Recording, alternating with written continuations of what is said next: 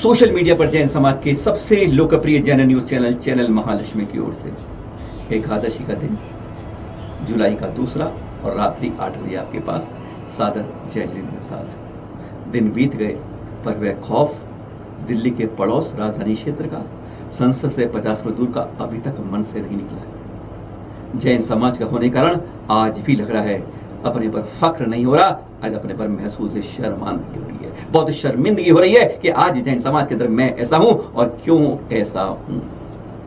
6 सवाल खड़े हो जाते हैं आज उस घटना से, उस दुर्घटना से, उस विभत्स दुर्घटना से जो हमारे सामने, हमारे बीच, हमारे संतों के साथ हो गई, हमारे धर्मायतन के साथ हो गई। आज 6 बड़ी बात आज हम समाज से नहीं, सरकार से भी और प्रशासन से भी, पुलिस से भी इस सार्वजनिक रूप में पूछना चाहेंगे और फिर समाज से पूछना चाहेंगे कि इस बारे में उनकी क्या राय है। पहली बात, क्या जैसा दिगंबर साधुओं के साथ बर्ताव किया गया, उपद्रवी व्यवहार, क्या वैसा ही व्यवहार नागा साधुओं के साथ भी होगा? और पुलिस ऐसे ही क्या शांत चुप आंख बंद करके मौन बैठी रहेगी? सबसे पहला सवाल। नीति न्याय कानून की भाषा में पट्टी बांधकर सबके लिए समान व्यवहार होता है। दिगंबर साधुओं के लिए, जिनको पूरे देश में उसी रूप में चलने का अधिकार पूरे देश में संविधान ने दिया हुआ है, और उसके लिए एक गोल टोपी वालों की बात नहीं कर रहा, अरे उनके क्षेत्र में भी वह भी आकर हाथ जोड़ते हैं, फूल बरसाते हैं और यहां पर कट्टे और तमंचे दिखाते हैं। क्या उसको देखकर भी पुलिस मौन रह जाएगी अगर यहीं पर नागा बाबू आते हैं? अगर हां तो मान लेते हैं, अगर ना तो लगाता है कहीं ना कहीं ये लापरवाही नहीं, लानत है उस सरकार प्रशंसा करने की बजाय सत्ता के साथ प्रशासन पर भी एक शामत की बात है। बड़ी शर्म की बात है कि दिगंबर साधु है ऐसा बर्ताव हो रहा है इस स्वतंत्र भारत के अंदर, जिसके देश का नाम उसी संत में कहा जाता है, उन्हीं के एक ज्येष्ठ पुत्र जो आगे सिद्धालय गए भरत चक्रवर्ती के नाम पर। क्या आजाद भारत में अधिकृत जमीन पर, अपनी जमीन पर किसी धर्मायतन के निर्माण को आज तक प्रशासन ने रोका है? एक मिसाल चाहिए, लाखों धर्मायतन बने होंगे, हर धर्म के बने होंगे, मजहब के बने होंगे, हर गुरु के बने होंगे, हर चर्च में ईसा के बने होंगे। क्या आज तक अपनी जमीन 4 साल पहले बयाना और 2 साल पूरा दाम लेकर सब कुछ पता होने के बाद एक धर्मायतन अपनी 700 गज जमीन पर बन रहा हो और उसको आज तक के इतिहास में किसी एक जगह, हिंदुस्तान के किसी शहर में, गांव में, पगडंडी में, पहाड़ में, नदी के आसपास कहीं रोका गया हो? किसी सरकार, पुलिस ने रोका हो, प्रशासन ने रोका हो, किसी सांसद ने रोका हो? तो एक मिसाल देना जो कल नोएडा सेक्टर 162 के अंदर जैन समाज के साथ दी गई थी। यह भेदभाव वाली राजनीति, यह भेदभाव का पक्षपात, यह भेदभाव का प्रशासन, यह भेदभाव की पुलिस कब तक सहता रहेगा जैन समाज? तीसरी बात, क्या कभी किसी साधु के विहार के लिए सुरक्षा उपलब्ध कराने के लिए पुलिस ने हाथ खड़े किए हैं? हम नहीं बात कर रहे आज अपने दिगंबर साधु की, हम बात कर रहे हैं हमारे देश के अंदर लाखों जो साधु संत रहते हैं, किसी भी धर्म को मानने वाले, किसी भी संप्रदाय को मानने वाले, किसी छोटे धर्म को, बड़े धर्म को, छोटे, क्योंकि आज धर्म को बांट रखा है, ये छोटा है, ये बड़ा, ये खोपड़ी ज्यादा वाला है, कम खोपड़ी वाला है, ये पढ़े लिखों का, ये संपन्न वालों का, ये केवल दिखाने वालों के लिए है। इसके केवल ये धर्म है जिसे सोने की अंडी से मुर्गी से अंडा ही निकालना है और कुछ नहीं करना है।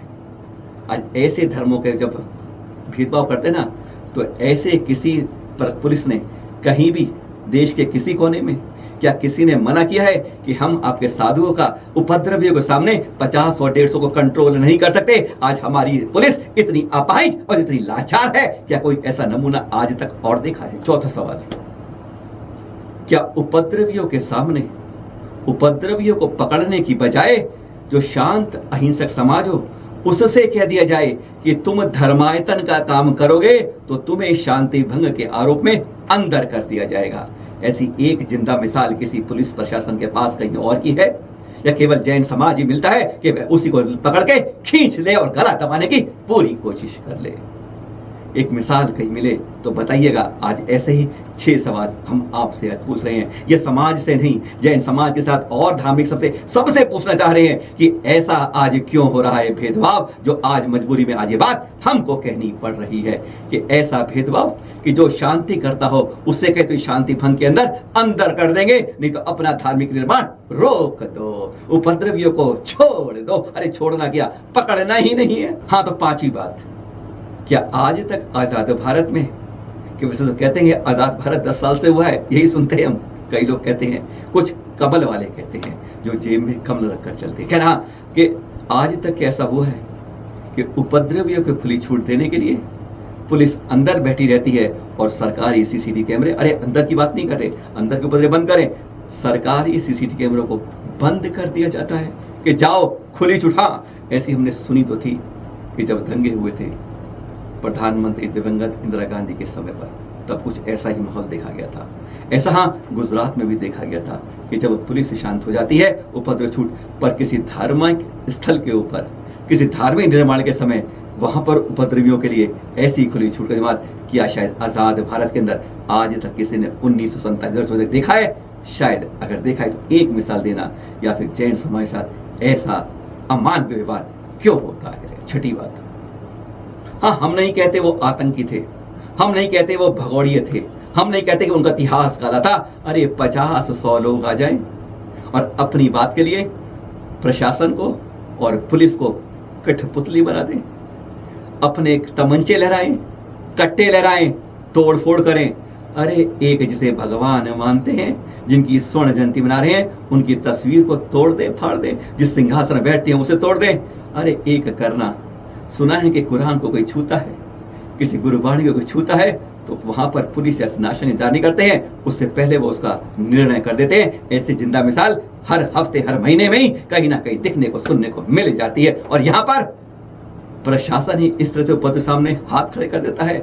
ऐसा समर्पण, ऐसा लाचार समर्पण, ऐसा कहते हैं शर्मसार समर्पण पुलिस का, प्रशासन का कहीं और आज तक देखा है? ये 6 सवाल जैन समाज पूछता है समाज के उन ऊंचे प्रतिष्ठानों में बैठे हुए नेताओं से, गली के नेताओं से, नुक्कड़ के नेताओं से, प्रशासन से, सत्ता से, अरे प्रशासनिक अधिकारियों से, जैन धर्म के साथ यह अन्याय क्यों? अब एक और बात करते हैं। अब बात करते हैं कि पहली बार लोकसभा के अंदर जिंदा विपक्ष देखा गया।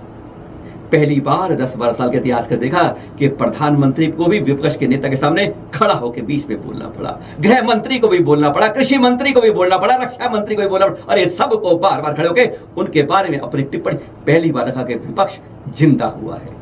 और उसके बाद असली बात क्यों बता रहे हैं आपको, देख रहे हैं आप। हाँ, राहुल गांधी को दिखा रहे हैं, हम कोई राजनीति नहीं कर रहे हैं, हमें फक्र इसलिए हो रहा है कि वहां पर जैन धर्म की आवाज उठी थी, इसलिए हो रहा है। वहां पर सिख धर्म की आवाज उठी थी, वहां ईसाई धर्म की उठी थी, वहां हिंदू धर्म की उठी थी, पहली बार इसलिए आपके सामने ये। हाँ, आपने कईयों ने देखा होगा सोशल मीडिया पर, अखबारों में भी पढ़ा हुआ, सबने पढ़ा होगा, लेकिन आपने वह नहीं सुना जो बात कही गई थी।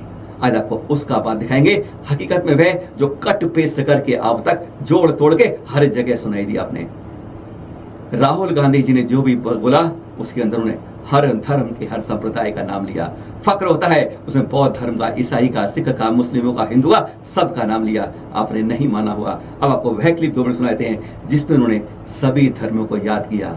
पहली बार लगा कि लोकसभा के अंदर कोई जिंदा विपक्ष के अंदर एक धर्म की बात सही रूप में उठी थी। सुनिए जरा वह clip. So today I want to start my speech by telling my friends in the BJP and the RSS about the ideas the entire opposition used to defend the idea of India. So I'd like to start by showing an image of our refuge. The first idea in the image that we defend is the idea of confronting our fear, of never being scared. In fact, Shivji places death 1 inch from his neck. Behind the left shoulder of Shivji is the Trishul. The Trishul is not a symbol of violence. It is a symbol of non-violence. That is why it is placed behind his left shoulder. Now, there is a third idea, and that idea, of course, it is a symbol that many of you hate, but that idea is the Abhay Mudra, the symbol of the Congress Party. Abhay Mudra is the idea that it is not good enough to just keep this internal. It is not good enough to not be scared. It is not good enough to use non-violence. It is also important that you make others not scared, that you help others become fearless, that you help others become non-violent. It is not just one religion that talks about courage. So here is the religion of Islam. मतलब इस्लाम में भी कहा गया है कि डरना नहीं। गुरु नानक जी के चित्र में भी आपको अभय मुद्रा दिखाई देगा। गुरु नानक जी भी कहते हैं कि डरो मत, डराओ मत। और जीसस क्राइस्ट की इमेज देखिए, उसमें भी आपको अभय मुद्रा दिखाई देगा। उसके बाद बुद्ध भगवान अभय मुद्रा, और अंत में महावीर। तो हमारे सारे के सारे महापुरुषों ने अहिंसा की बात की, डर मिटाने की बात की। शिव जी कहते हैं डरो मत, डराओ मत। और जो लोग अपने आप को हिंदू कहते हैं वो 24 घंटा हिंसा हिंसा हिंसा, नफरत नफरत नफरत, असत्य सत्य असत्य।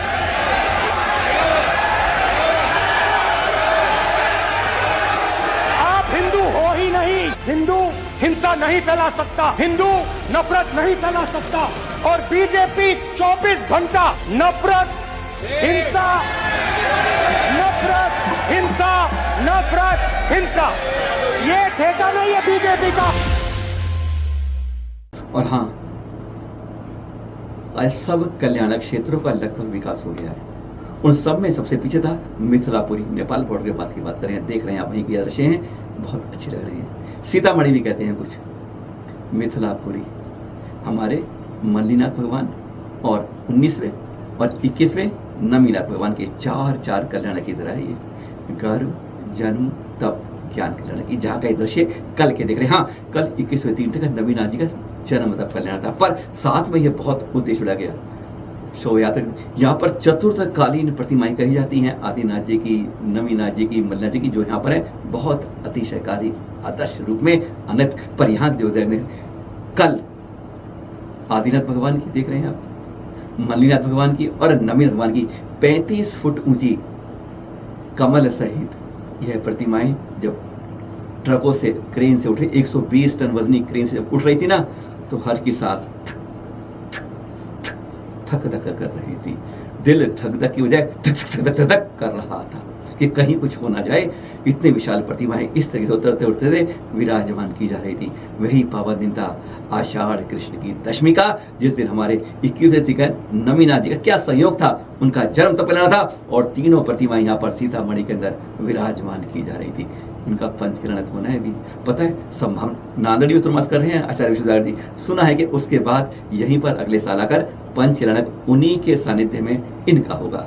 विशाल प्रतिमाएं, और कहते हैं आखिरी कल्याण क्षेत्र, अब इसका भी जैसे जीर्णोद्धार जोरों पर चल रहा है, और अब वहां पर चतुर्थ यह विशाल प्रतिमाएं भी विराजमान हो रही हैं। बहुत खुशी की बात थी, एक अगला तीर्थ क्षेत्र तैयार हो रहा है। जी हाँ, अब बात करते हैं बांसवाड़ा से।